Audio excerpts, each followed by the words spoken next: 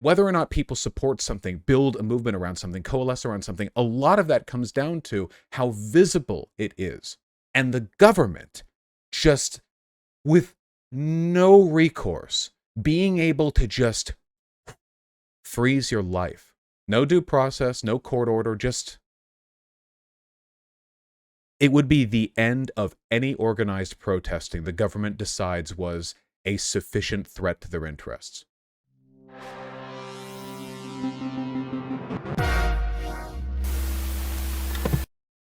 You guys know the drill. No chat means offline, means not wearing pants. And I'm not even wearing a shirt that's in my general streaming rotation anymore due to a little... Somewhere on here I've got a plastic glue stain from Warhammer miniature assemblage from some time ago. So, the community discourse about the whole Canada Freedom Convoy Emergencies Act being passed by Trudeau thing, rage, the discourse continues. And I've talked about this. I'll continue to talk about this. I'll have people on to talk about it with me.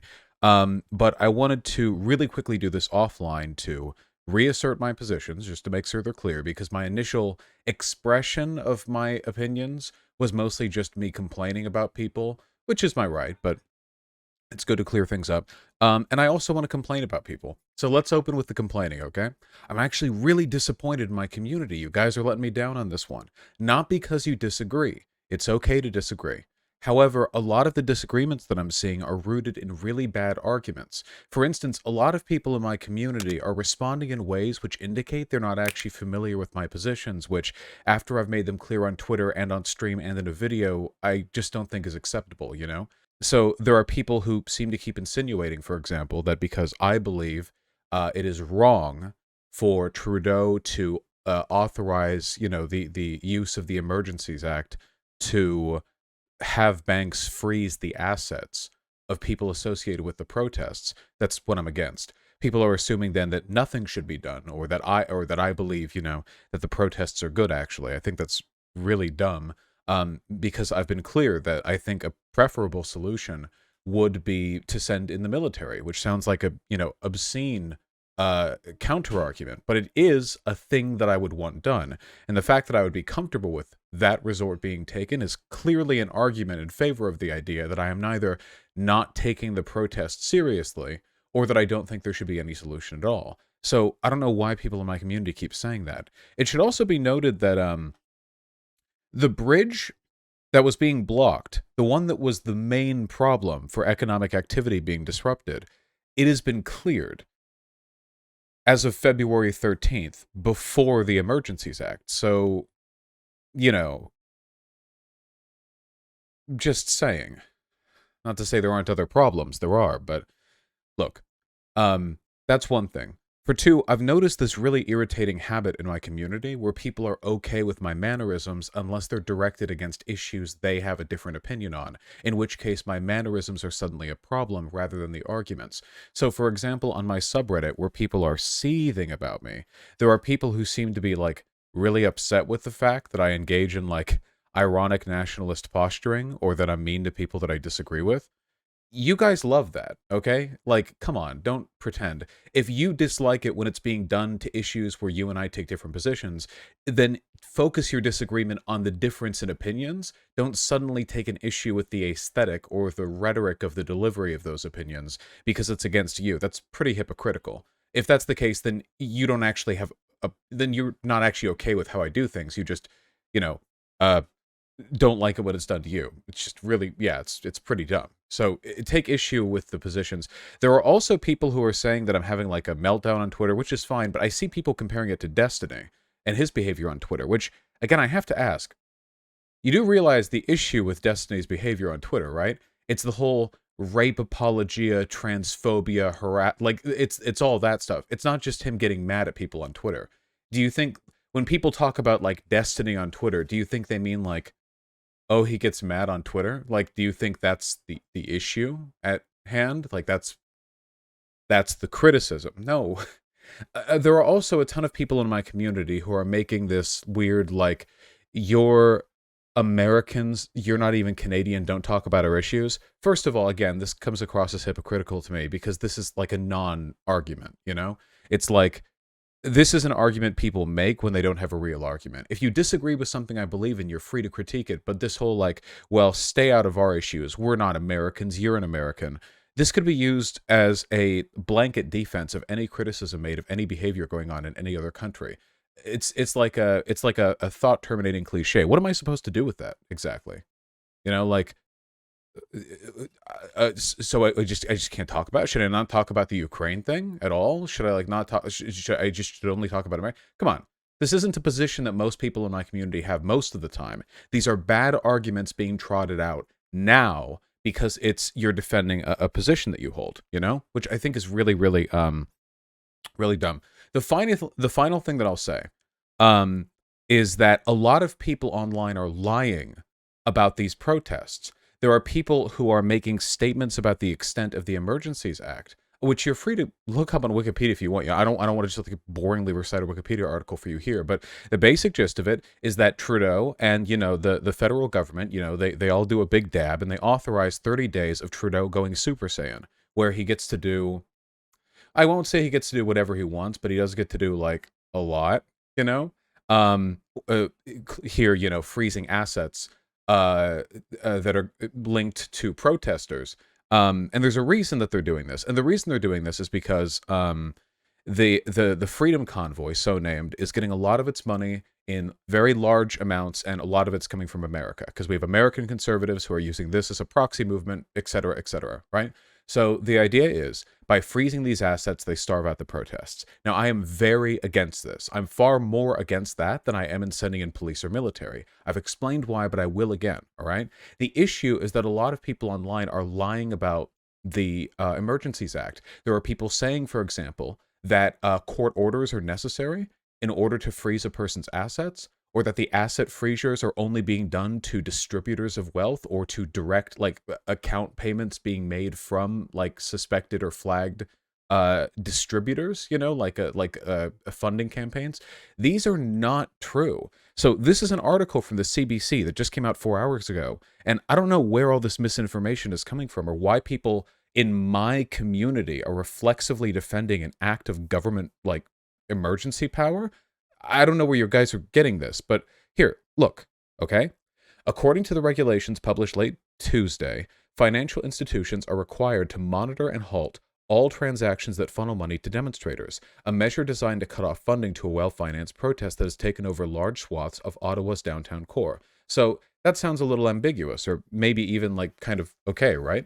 Required to monitor and halt transactions that funnel money to demonstrators. Let's read. First of all, this I'd also take issue with if that was the plain text of the issue, but let's go a little bit further, okay?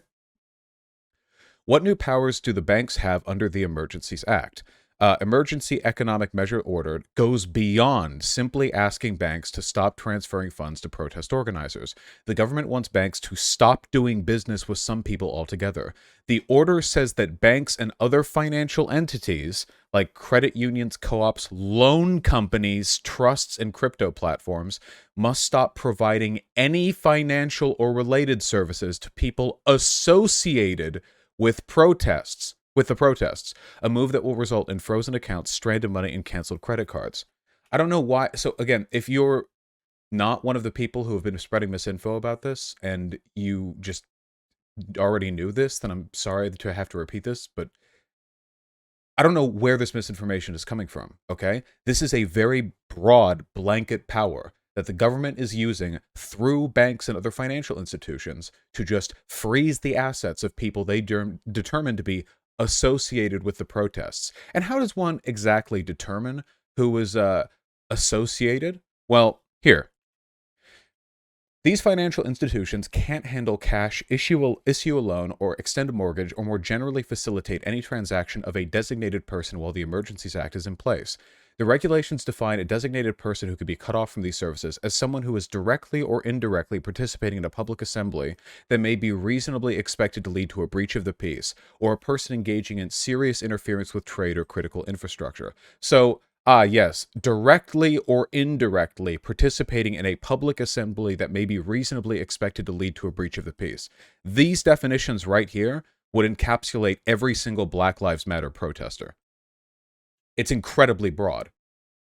But so there's no like, this isn't being done through a court order. The banks are being required by the government to just shut off the services that they provide to people vaguely associated with the protests. And don't you think the banks are going to be, more on the judicious side on this one? Like, they're going to want to keep their hands off it, like, okay, just close all these people. How do they determine this exactly?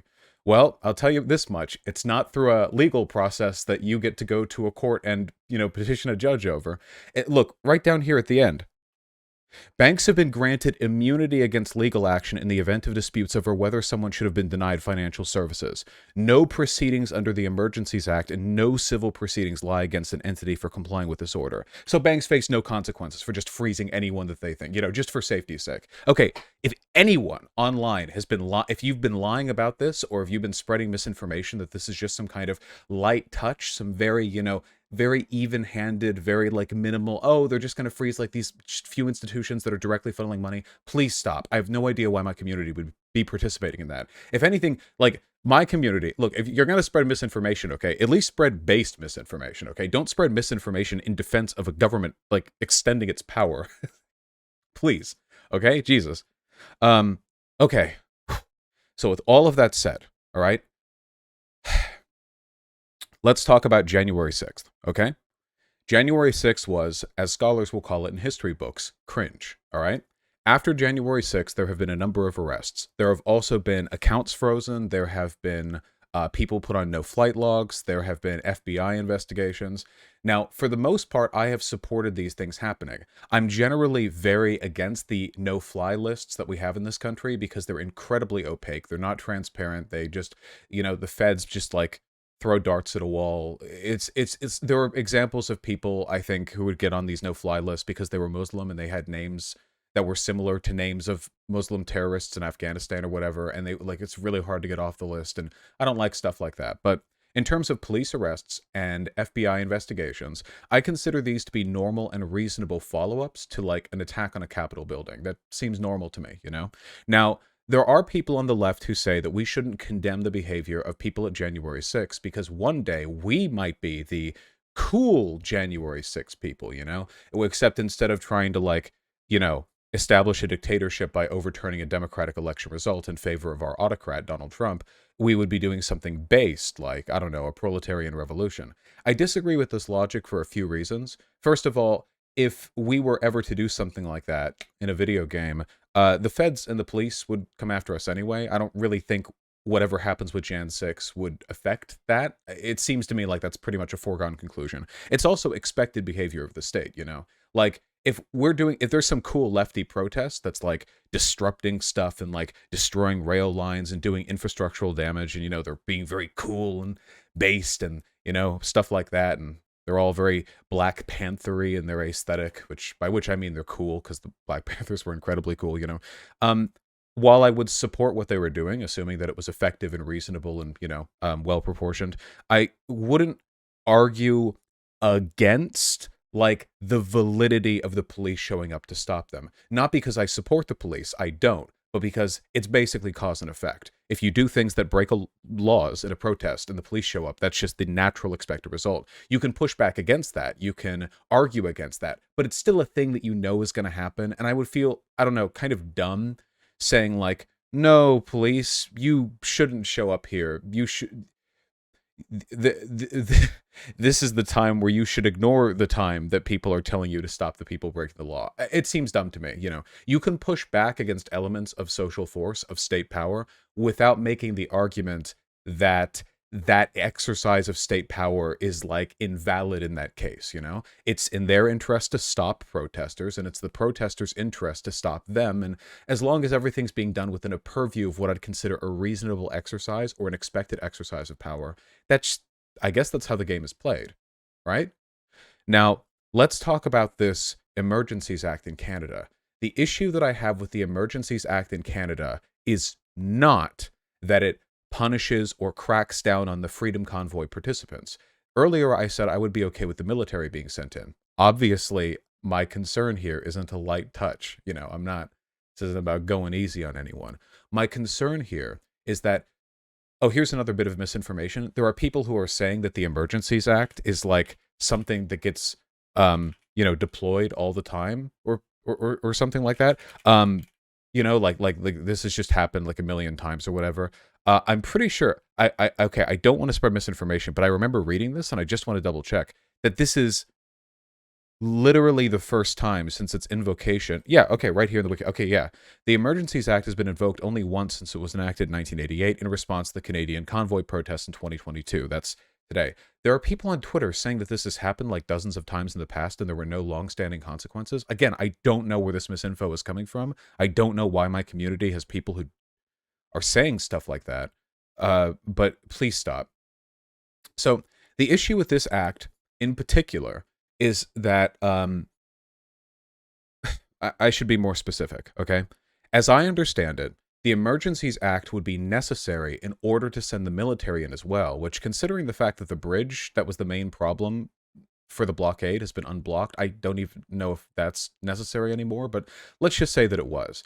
The Emergency Act would be necessary in order to bring in the military because Canada's federalist system does not give the federal government the ability to deploy troops or mounted police or whatever to a province unless the province specifically requests it. And in this case, that hasn't happened, much to some degree of public outrage. Local police are either not doing enough or are actively siding with the convoy protesters, meaning that their participation is unlikely to bring about any positive outcomes. So you defer to the federal government here. And Canada's federal government would need to invoke the Emergencies Act, as I understand it, to send in troops or to do this asset freezing thing. So in either case, it's going to happen, no matter which prescription goes through. Leaving aside the fact that the bridge being unblocked means that the strongest argument in favor of sending in the military is gone, because economic activity can continue. Yeah. Leaving aside that fact, I think that there are different ways in which the Emergencies Act can be used, which are very different levels of pernicious. And I want to explain why making this argument isn't the same as people who said we shouldn't go hard on Jan 6 protesters because one day we might be the people storming the Capitol or whatever, okay?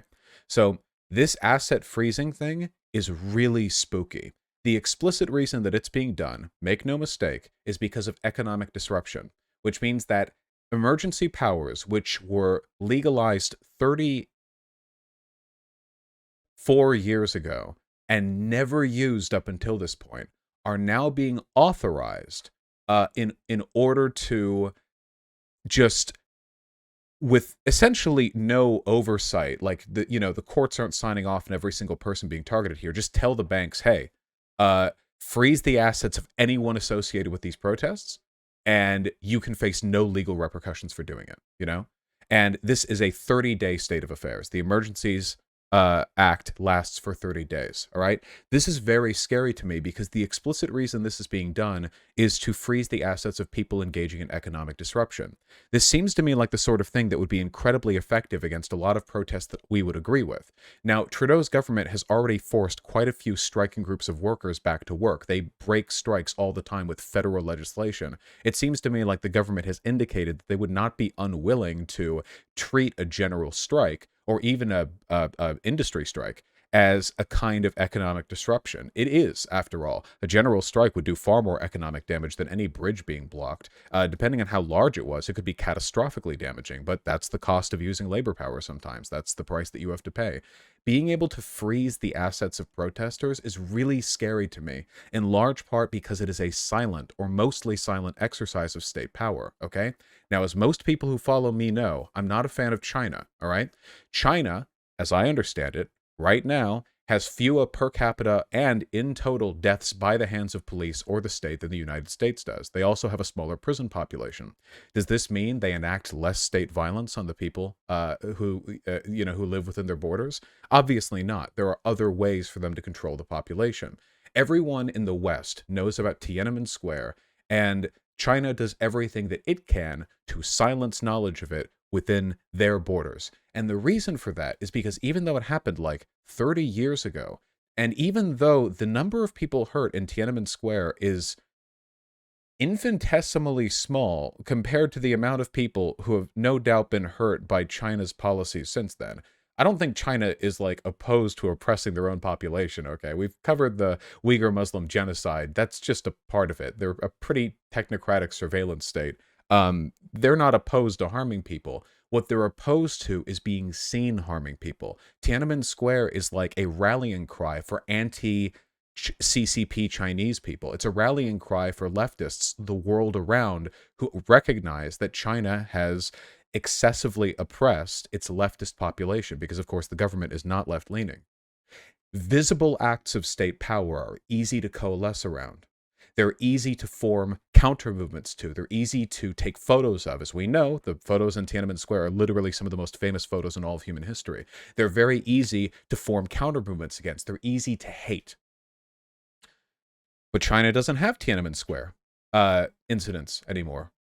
They are a surveillance state. They prevent stuff like that from happening. They prevent people from meeting and organizing. Dissent is snuffed out quietly.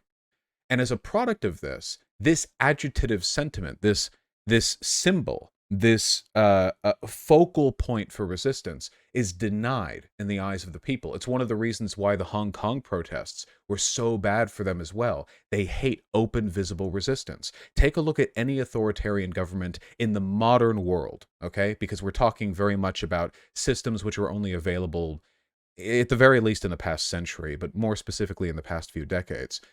It is essential to them that they minimize the perception of internal conflict. It is essential because visible conflict means visible dissent, and visible dissent means A, attention's being paid to it, which B, means that people will learn why people are angry, which C, means that the issue gets spread more and more. Black Lives Matter indicates this perfectly. As bad as America is, and quite often, millions of people, tens of millions, participated in the BLM protests, and that got worldwide attention. But I ask you, as I said, the definition that Canada is using to describe who the banks are allowed to freeze the assets of, that would have included Black Lives Matter protesters. What do you think would have happened to Black Lives Matter if when people started taking to the streets, their assets got frozen? Their credit cards got removed. Their bank accounts got frozen. How much cash do you have on hand right now? Do you have kids? Do you need to buy those kids food? Do you have any immediate responsibilities you need to take care of? I'm doing good right now, and I don't have any cash on me. If my assets were frozen, that would be that. And what does indirectly protesting mean, by the way? Did I indirectly protest for BLM by talking about it and supporting them from my stream? Could they have just frozen my assets right then? It's not as though there's any check on this. If we were living under Canada's rules, after all, it could have done just like that. I can't sue the bank afterwards. And what am I going to call the government official? Will I call Trudeau himself? No, of course not.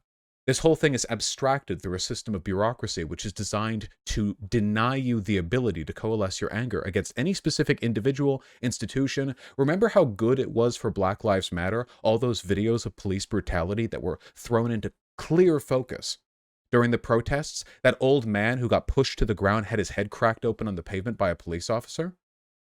Terrible that it happened, but oh my God.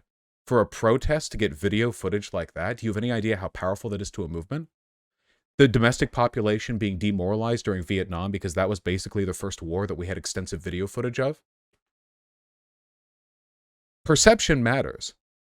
And whether or not people support something, build a movement around something, coalesce around something, a lot of that comes down to how visible it is.